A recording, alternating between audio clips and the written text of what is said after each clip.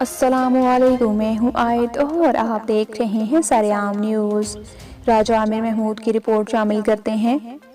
ٹھوٹا رائے بہادر راجہ شہزاد اختر محمود کے صاحبزادے راجہ نبیل شہزاد یو کے رشتہ ازدواج سے منسلک ہو گئے۔ یہ راجہ فرہاد کوکن ڈنمارک، راجہ گل فراز، راجہ رجب ڈنمارک، راجہ فیصل سپین کے بھتیجے اور راجہ عاطف ڈنمارک، راجہ گل امتیاز ننا ڈنمارک، راجہ شمریز سپین، راجہ عدنان انگلینڈ رہنما پی ٹی آئی راجہ اعظم کے بھانجے تھے۔ راجہ نبیل شہزاد کی دعوت ولیمہ کا اہتمام کوہ نور مارکی پر کیا گیا۔